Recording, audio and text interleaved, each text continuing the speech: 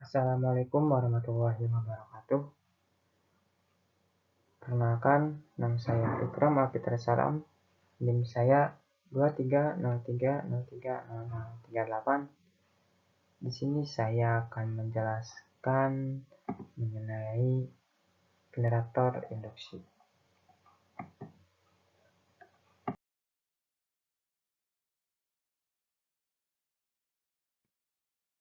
Jadi ada 4 poin yang akan saya bahas pada kali ini.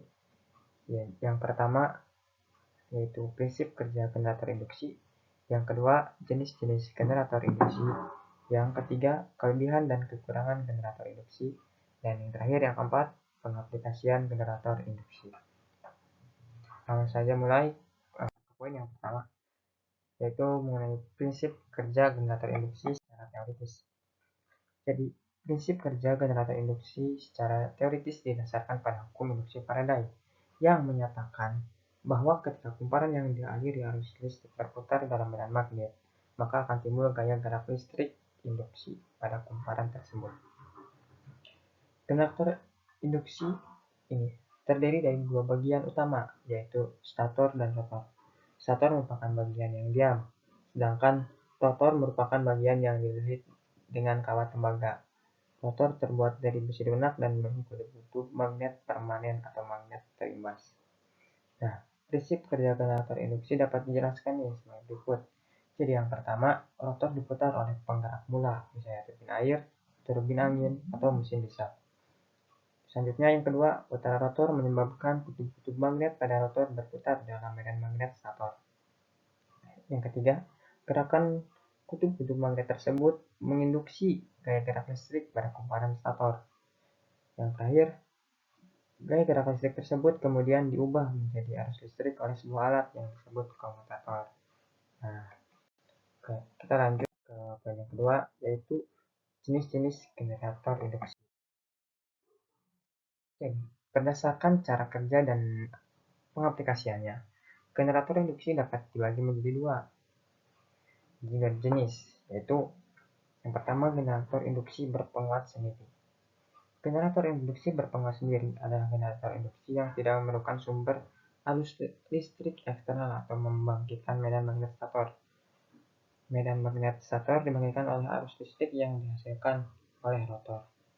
Nah, generator induksi berpenguat sendiri memiliki beberapa kelebihan, yaitu yang pertama, biaya pembuatannya lebih murah, yang kedua, lebih mudah dalam perawatan, dan yang ketiga, lebih tahan terhadap gangguan.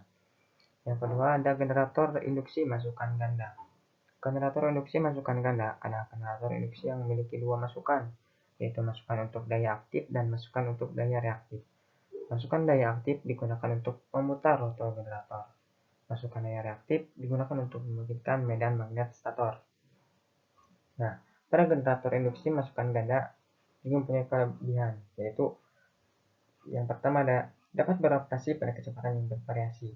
Yang kedua, dapat menghasilkan tegangan dan frekuensi yang konstan. Dan yang ketiga, lebih efisien dibandingkan dengan generator induksi berpenguat sendiri. Oke, lanjut ke poin yang ketiga, yaitu kelebihan dan kekurangan generator induksi. Jadi yang pertama itu pada kelebihan generator induksi ada biaya.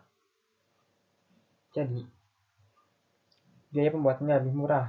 Generator induksi ini memiliki konstruksi yang lebih sederhana dibandingkan dengan generator sinkron. Generator induksi tidak memerlukan sistem eksitasi yang rumit sehingga biaya pembuatannya lebih murah. Selanjutnya yang kedua, lebih mudah dalam perawatan.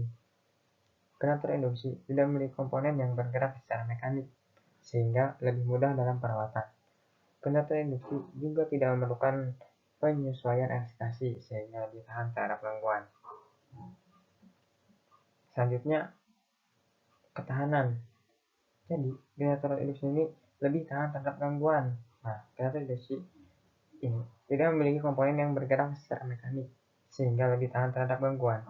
Generator induksi juga tidak memerlukan penyesuaian eksitasi sehingga lebih tahan terhadap perubahan beban.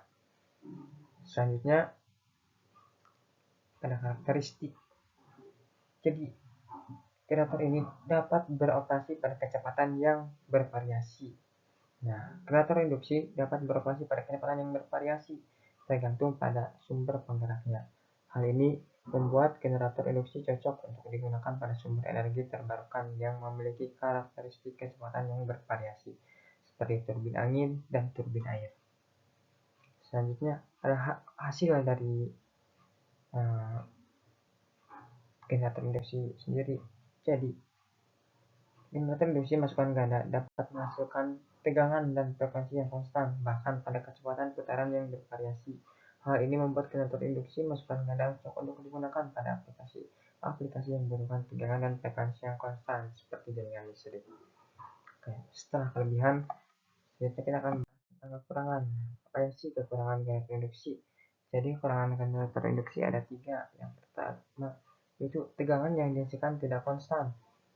Nah, tegangan yang dihasilkan oleh generator induksi bergantung pada kecepatan putaran rotor. Pada kecepatan putaran yang rendah, tegangan yang dihasilkan akan rendah. Nah, hal ini dapat menyebabkan masalah pada jaringan listrik, seperti penurunan tegangan. Selanjutnya ada tingkatan efisiensi yang lebih rendah dibandingkan motor sinkron. Efisiensi generator induksi lebih rendah dibandingkan dengan generator sinkron. Hal ini disebabkan oleh adanya kerugian gesekan dan kerugian histeresis pada rotor. Nah, selanjutnya yang terakhir adalah tidak dapat menghasilkan daya reaktif secara mandiri. Jadi, generator induksi tidak dapat menghasilkan daya reaktif secara mandiri. Daya reaktif diperlukan untuk membangkitkan medan magnet stator. Pada generator induksi berpenguat sendiri, daya reaktif diperoleh dari beban. Pada generator induksi masukan ganda, daya reaktif diperoleh dari masukan daya reaktif. Jadi, itu adalah bahasan tentang kelebihan dan kekurangan dari generator induksi. Selanjutnya kita lanjut ke poin yang terakhir, yaitu poin keempat tentang pengaplikasian generator induksi. Generator induksi merupakan jenis generator listrik yang memiliki banyak kelebihan dan aplikasi yang luas. Generator induksi cocok untuk digunakan pada berbagai macam aplikasi, termasuk aplikasi yang membutuhkan biaya pembuatan yang murah, mudah dalam perawatan, dan tahan terhadap gangguan. Generator induksi merupakan salah satu jenis generator listrik yang paling banyak digunakan di dunia, antara lain pembangkit listrik tenaga air, pembangkit listrik tenaga angin, pembangkit listrik tenaga desa, dan pembangkit listrik tenaga surya. Dan yang terakhir ada generator listrik pada kendaraan.